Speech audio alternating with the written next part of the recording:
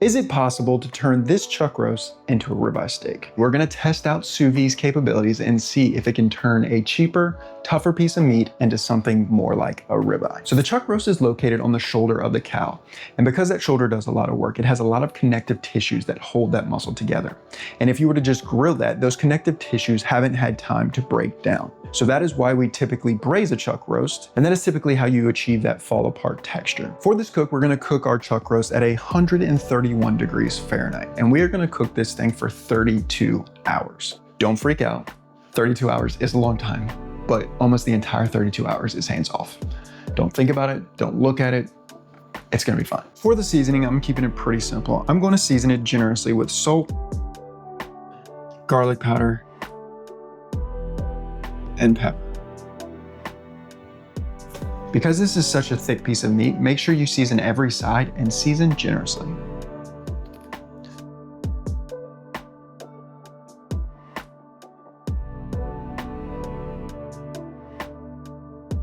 Once it's seasoned, we're going to place it in our bag and vacuum seal it. Make sure you get all of the air out and that you have a good seal. This is going to be in the water bath for over a day, so if you wanted to give it a second seal on each end, that works too. Now that it's seasoned and vacuum sealed, we're gonna put it in the refrigerator and let it sit overnight so that when I wake up in the morning before I go to work, I can put it directly into the sous vide, no problem. In case you're new to sous vide, it is just vacuum sealing an ingredient and placing it into a temperature controlled water bath. So our chuck roast has been sous videing for about 32 hours. Mine went a little bit over. I had to go get my kids so I didn't get back home in time.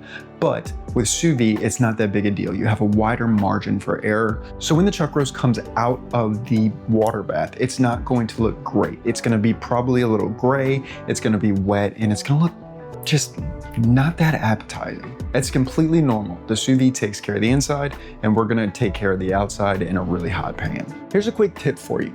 If you're cooking thinner steaks, or if you're worried about overcooking your steak when you're searing it, you could put it in an ice bath immediately after it comes out of the sous vide for 10 to 15 minutes. That'll bring the temperature down and give you a little bit more leeway when you go to sear your steak. When we open the bag and take out the chuck roast from the sous vide bag, we wanna save that liquid that's in there because that can be used for a number of different things, like a pan sauce to go with your steak if you like. The most important thing to do right now is to dry it off as much as possible. You want to dry it off, let it sit maybe for a few minutes. So when we put it in a pan, it starts to brown and build that crust. Now that browning is called a Maillard reaction, and there are two things you really need for a Maillard reaction. You need low moisture and high heat. So we need to make sure we dry this thing off really well. Now that it's dried off, we're gonna go ahead and put some oil in the pan. You can use a light olive oil or tallow, but it needs to be something that's resistant to high heat.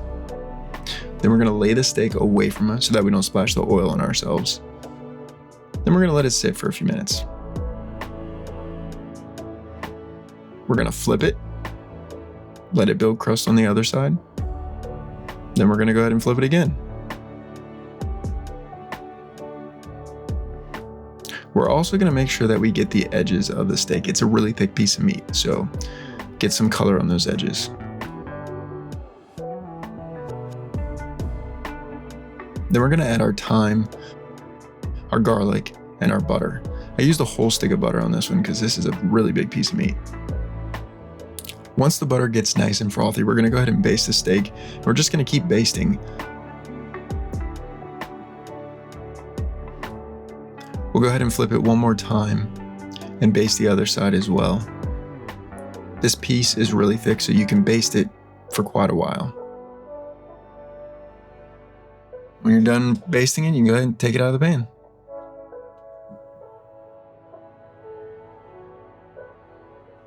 All right, let's see how it tastes and see what this 32-hour cook did. For starters, it looks pretty good. It's got pretty good crust. Seems really juicy. It looks good. But the only way we're gonna know for sure whether or not it is something like a ribeye is to give it a taste. So let's go ahead and cut it open and see what we got.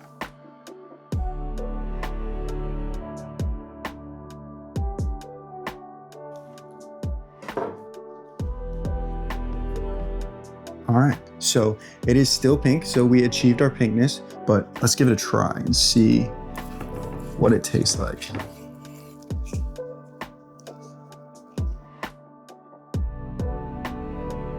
That's a good sign.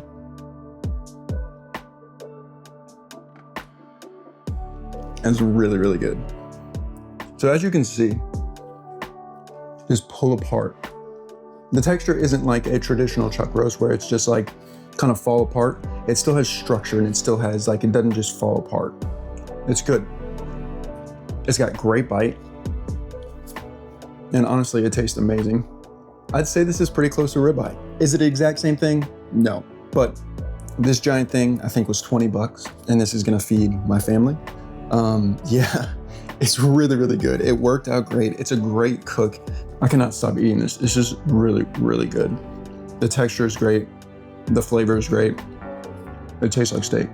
It's not a perfect comparison to a ribeye, so I'm not gonna give it a 10 out of 10, but for what it is, it's darn good. So I'd give it like a, I don't know, 8.5 out of 10. Can you replace a ribeye with a chuck roast? The short answer is no, but the nuanced answer is probably. If you were wanting steak more often and you thought about doing this as an option to save money and get more steak, more bang for your buck, yeah, I think this is a winner. It tastes great. It looks great. The texture is great. Smells terrific. Yeah, it's great. It's really, really tasty. It's really good. Yeah, so I'm gonna go eat this now. What this experiment shows is that sous vide really shines when it comes to tenderizing tough cuts of meat over time. And that's why I think every home cook should have a sous vide. It is forgiving, it is repeatable, and it is something that gives you immense control, especially when cooking tough cuts of meat. So if you want to see how to sous vide a ribeye from start to finish, you can check out my video here. If you want to know more about what sous vide is, its components, and how it works, you can check out this video here. And if you got anything from this video, I would love for you to subscribe. We're going to continue learning new skills, methods, and little details that are going to help us grow as home cooks. So until the next one, see ya.